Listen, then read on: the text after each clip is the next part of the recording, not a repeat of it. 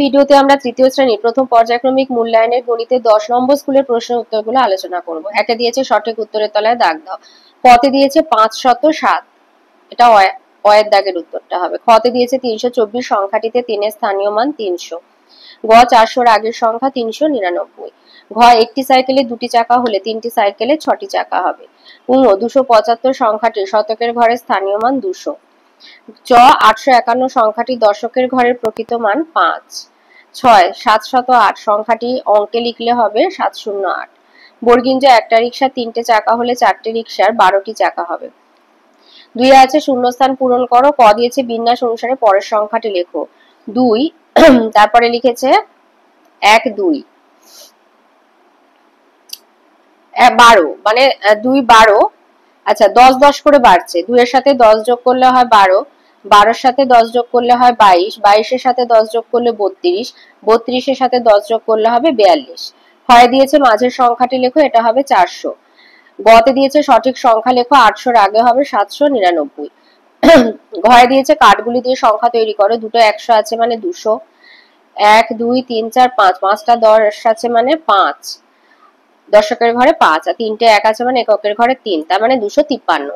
3 দিয়েছে ফাঁকা করে ছোট বা চেয়ে বড় চিহ্ন বসা। এটা 378, 387, 78 ছোট, তাই জন্য এই চিহ্নটা বসবে। এটা 807, এটা 708, 707 ছোট এটা।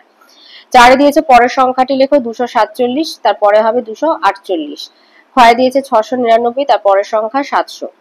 5 দিয়েছে কথায় লেখো, কতে আছে 760, তাহলে লিখবে 707।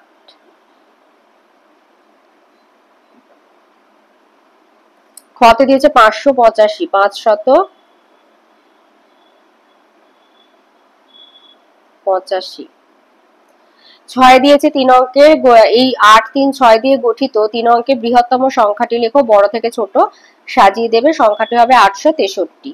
7 দিয়েছে যোগ করো। 9 আর 5 14 4, হাতে 1, হাতে 1 থাকবে। 4 আর 5 9, আর 1 10 0, আবার হাতে 1, 6 1 7। এটা 3 আর 3 6, 6 5 11 1, হাতে রইল 1, 4 4 8, 2 10, 1 11। এটা বিয়োগ, শূন্যটাকে 10 ধরবে, 6 গাটে 10, হাতে 1, 3 1 4, 7 থেকে 4 বিয়োগ দিলে 3, এটা 1। এটা 13 ধরবে, 8 9 10 11, 6 গাটে 13, হাতে 1, 7 1 8, 12, 9 10 11 12, 4 গাটে 12, 2 1 3, 4 5 6 3। 9 দিয়েছে গুণ করতে, 8 দুগুণে 16 6, হাতে 1, 7 দুগুণে 14 1 15, 3 1 3, 3 8 24।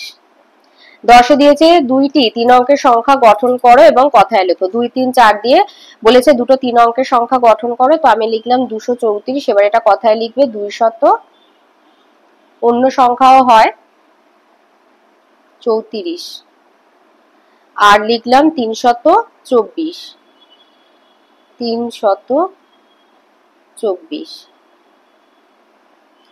11তে দিয়েছে স্থানীয় মানে ভেঙে যোগ করো।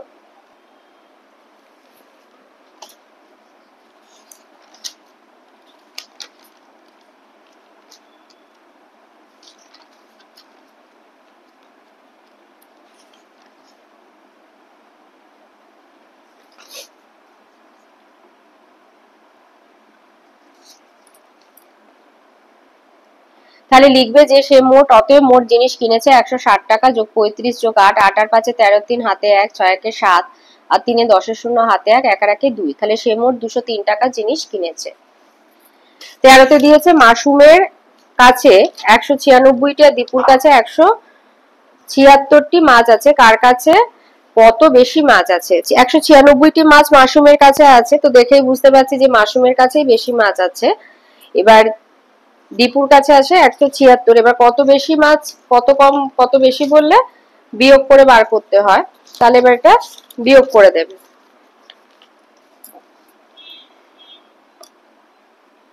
তাহলে 196 থেকে 176 বিয়োগ করে দেবে।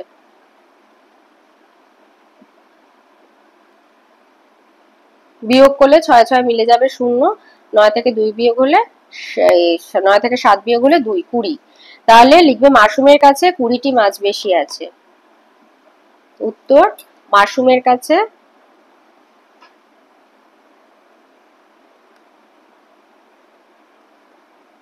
20টি মাছ